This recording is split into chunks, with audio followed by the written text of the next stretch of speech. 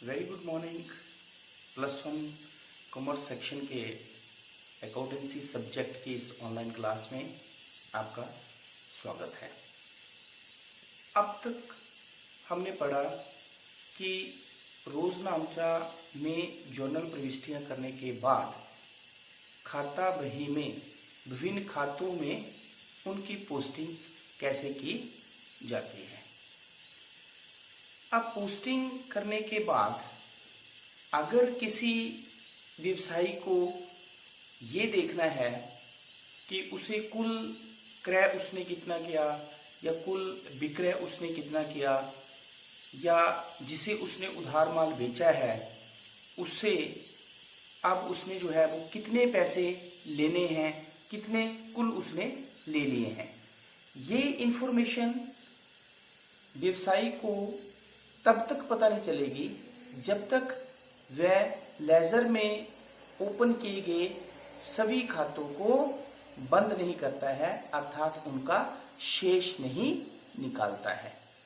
तो इसी से संबंधित हमारा आज का वीडियो है, खातों को बंद करना और खातों के शेष निकालना, totalling and balancing of accounts in the laser.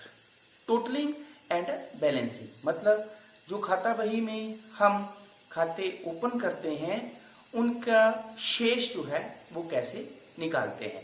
तो सबसे पहले हम एक क्वेश्चन की सहायता से आपको समझाएंगे कि रोजनामचा में उनकी जर्नल प्रविष्टियां कैसे करते हैं, फिर उनसे संबंधित जो है वो खाता बही में कौन कौन से खाते खोले गए हैं और फिर उनका शेष कैसे निकाला गया है। तो शेष निकालते समय हम सबसे पहले जो है वो व्यक्तिगत खातों के शेष कैसे निकालते हैं, फिर वास्तविक खातों के शेष कैसे निकालते हैं और फिर अवास्तविक खातों के शेष कैसे निकालते हैं, ये हम पढ़ेंगे। तो हम जर्नल एंट्री से स्टार्ट करते हैं। मान लो अब हमारे पास क्वेश्चन है, स्टार्टेड बिजनेस विद कैश, रोकड़ लगाकर व्यवसाय शुरू किया 10,000 मतलब 10,000 रुपए लगाकर जो है वो व्यवसाय शुरू किया। तो जब बिजनेस स्टार्टेड विद कैश है तो इस लेन देन में हमारे पास दो अकाउंट जो अफेक्टेड होते हैं वो होते हैं, एक कैश अकाउंट और दूसरा कैपिटल अकाउंट। ठीक है, कैश अकाउंट आपको पता है कि रियल अकाउंट है, रियल अकाउंट का रूल ऑफ डेबिट है, debit what comes in, credit what goes out. इसलिए कैश अकाउंट, क्योंकि कैश व्यवसाय में आ रहा है इसलिए इसे डेबिट कर दिया जाएगा। और कैपिटल जो है वो बिजनेसमैन को रिप्रेजेंट करता है जिसने पैसा लगाया है, it means he is giver, he is a giver. तो गिवर जो है वो क्रेडिट होता है, इसलिए हमारे पास जर्नल एंट्री हो जाएगी cash account debit to capital account 10,000। Second transaction है हमारे पास, शाम से उधार माल खरीदा। तो इस लेन देन में हमारे पास एक अकाउंट परचेज अकाउंट आएगा, दूसरा शाम अकाउंट, क्योंकि शाम एक व्यक्तिगत खाता है, पर्सनल अकाउंट है। रूल है debit the receiver credit the giver, क्योंकि शाम से हम माल खरीद रहे हैं इसलिए शाम जो है वो क्या है, गिवर है, इसलिए वो क्रेडिट होगा। और परचेज क्योंकि नॉमिनल अकाउंट में आता है, debit all the expenses and losses credit all the incomes and gains, तो इसलिए जो है वो परचेज अकाउंट डेबिट हो जाएगा। तो हमारे पास जर्नल एंट्री हो जाएगी परचेज अकाउंट डेबिट टू शाम अकाउंट 1,000। तीसरी ट्रांजैक्शन है हमारे पास, शाम को माल वापिस किया, गुड्स रिटर्न टू शाम फॉर ₹300। तो इस केस में शाम फिर पर्सनल अकाउंट, लेकिन इस केस में उसे गुड्स वापिस की जा रही हैं इसलिए शाम इज अ रिसीवर, तो शाम जो है वो डेबिट हो जाएगा। और परचेज रिटर्न, क्योंकि गुड्स हमने उससे पहले खरीदी थी फिर उसको वापिस हो रही है तो परचेज रिटर्न अकाउंट आएगा, तो शाम अकाउंट डेबिट हो जाएगा और परचेज रिटर्न अकाउंट क्रेडिट हो जाएगा, 300 डेबिट में 300 क्रेडिट में। नेक्स्ट है, शाम को भुगतान किया 400 रुपया, कैश पेड टू शाम ₹400। तो इस केस में भी हमारे पास जो है वो दो खाते जो हुए, एक शाम अकाउंट और दूसरा कैश अकाउंट, क्योंकि शाम अकाउंट एक पर्सनल अकाउंट है, अब उसको हम पेमेंट कर रहे हैं तो डेबिट द रिसीवर, वो रिसीवर है इसलिए उसको हमने डेबिट कर दिया, कैश को हमने क्रेडिट कर दिया। ठीक है, तो जर्नल एंट्री हो गई Shyam account debit to cash account 400। Next transaction है हमारे पास, परचेज गुड्स फॉर कैश, नगद माल खरीदा 1,000 रुपए का। तो इस केस में परचेजेस अकाउंट डेबिट हो जाएगा क्योंकि खर्चा है, डेबिट ऑल द एक्सपेंसेस, और कैश जो है वो गोज आउट हो रहा है, इसलिए क्योंकि वो रियल अकाउंट है तो रूल है debit what comes in credit what goes out. तो जर्नल एंट्री हमारे पास हो गई purchase account debit to cash account 1000। Next है हमारे पास मजदूरी का भुगतान किया, वेजेस पेड। तो वेजेस क्योंकि एक नॉमिनल अकाउंट है तो debit all the expenses and losses, इसलिए वेजेस को डेबिट कर दिया और कैश को क्रेडिट किया। जर्नल एंट्री होगी wages account debit to cash account 200। हमारे पास नेक्स्ट है वेतन का भुगतान किया, पेड सैलरी ₹1000। तो सैलरी भी हमारे पास नॉमिनल अकाउंट है, खर्चा है, तो debit all the expenses and losses, तो salary account debit to cash account. तो ये हमारे पास लेन देन है जो हमने रोजनामचा में लिखे। अब हम लेजर में पोस्टिंग करेंगे। तो मैंने बताया आपको खाता वही एक ऐसी वही होती है जिसमें सभी खाते, cash account, capital account, purchase, शाम परचेज रिटर्न, ठीक है, ये सभी खाते अलग अलग बनाएंगे। ठीक है, तो सबसे पहले आज हम जो है वो पर्सनल अकाउंट में कैसे पोस्टिंग करते हैं ये तो हमने पढ़ा है पहले, लेकिन उसकी बैलेंसिंग कैसे करते हैं, उसकी टोटलिंग और बैलेंसिंग कैसे करते हैं, क्योंकि इस केस में हमें शाम से रिलेटेड सारी इंफॉर्मेशन शाम अकाउंट में लिखेंगे, लेकिन अब जो है हमने उसे कितने पैसे अभी देने हैं ये पता करने के लिए हमें उसको क्लोज करना पड़ेगा, उसकी बैलेंसिंग करनी पड़ेगी। तो उसे बोलते हैं हम बैलेंसिंग ऑफ अकाउंट। तो सबसे पहले हम शाम, क्योंकि एक पर्सनल अकाउंट है, तो हम पढ़ते हैं कि व्यक्तिगत खातों की बैलेंसिंग जो है वो व्यक्तिगत खातों का शेष कैसे निकालते हैं। तो हम सबसे पहले पोस्टिंग करते हैं, शाम से रिलेटेड सभी लेन देनों को इसमें लिखते हैं। तो देखें आप, शाम से संबंधित हमारे पास सबसे पहला सेकंड है परचेजेज अकाउंट डेबिट टू शाम अकाउंट, क्योंकि शाम को क्रेडिट किया गया है तो पोस्टिंग भी क्रेडिट साइड होगी।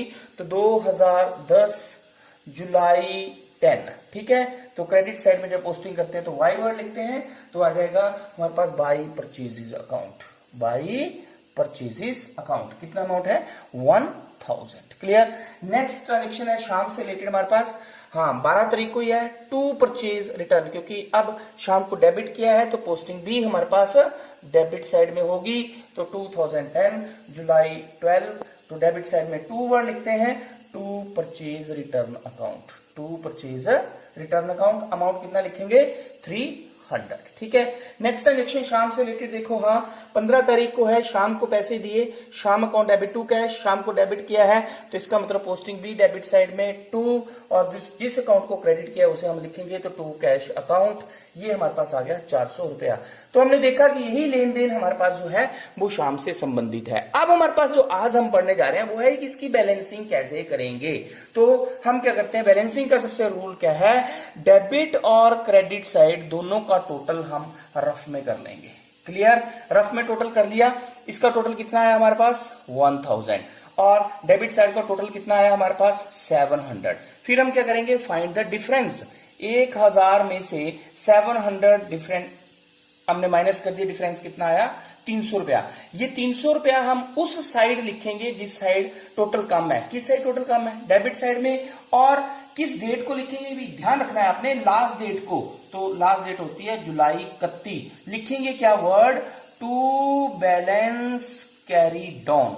ध्यान रखना है क्या लिखा मैंने, टू बैलेंस कैरी डाउन। कितना बैलेंस बचा 300 रुपया। ठीक है, तो अब आमने सामने दोनों का टोटल जो है वो 1000। ठीक है, और ये जो हमारे पास बैलेंस आया, ये जो 300 आया, ये हमारे पास अगली डेट को, नेक्स्ट मंथ की अगली डेट, फर्स्ट डेट को, तो जुलाई के बाद कौन सा मंथ आता है, अगस्त। ठीक है, तो अगस्त फर्स्ट को लिखेंगे हम by balance brought down, B/D brought down. ठीक है, कितना 300 रुपया। तो इस तरह से ये हमने क्या किया, इसे हम कहते हैं बैलेंसिंग ऑफ पर्सनल अकाउंट। क्या बोलते हैं, बैलेंसिंग ऑफ पर्सनल अकाउंट। तो फिर मैं समझाता हूं आपको क्या किया हमने।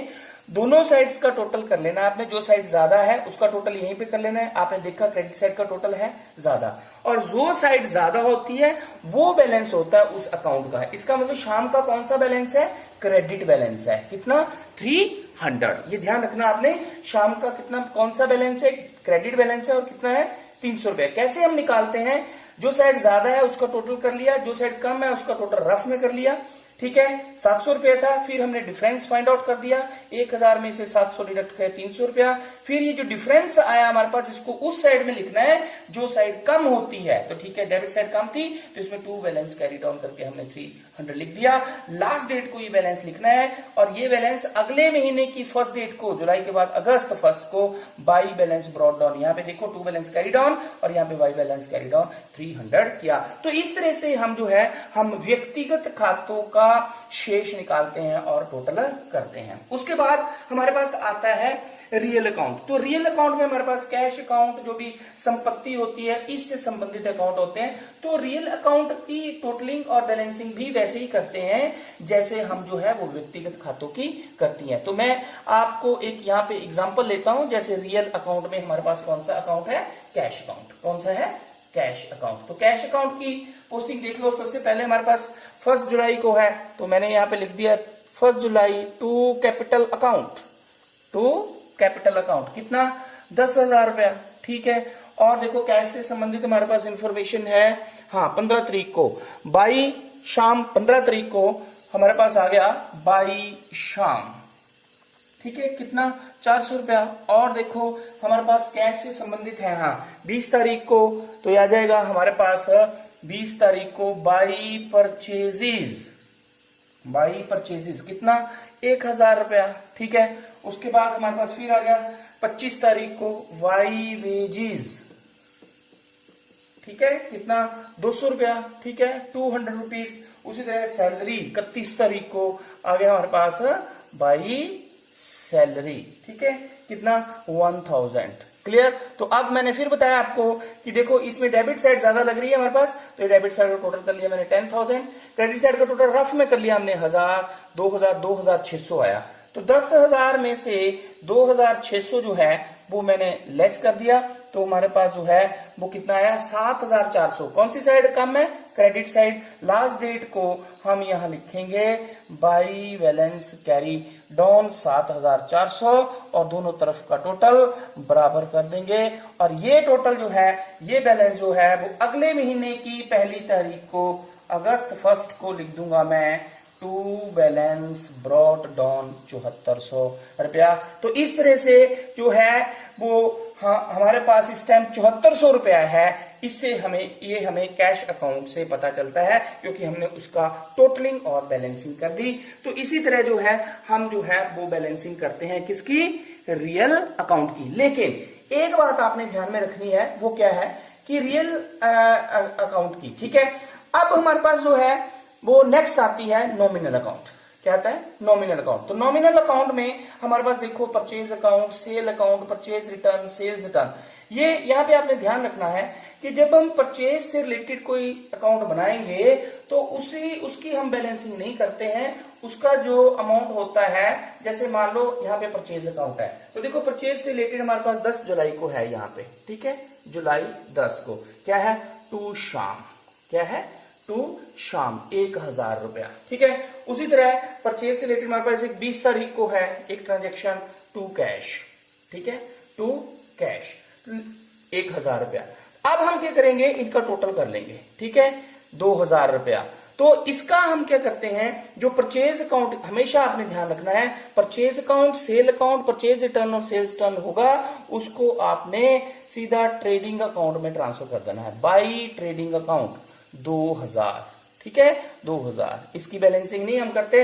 31 तारीख को जो भी हमारे पास 31 जुलाई है, इसलिए हम इसको जो है वो सीधा ट्रेडिंग अकाउंट में ट्रांसफर कर देंगे। कहां कर देंगे? ट्रेडिंग अकाउंट में। इसमें हम बाई बैलेंस कैरी डाउन वगैरह नहीं लिखते, इसका हम शेष नहीं निकालते। क्लियर?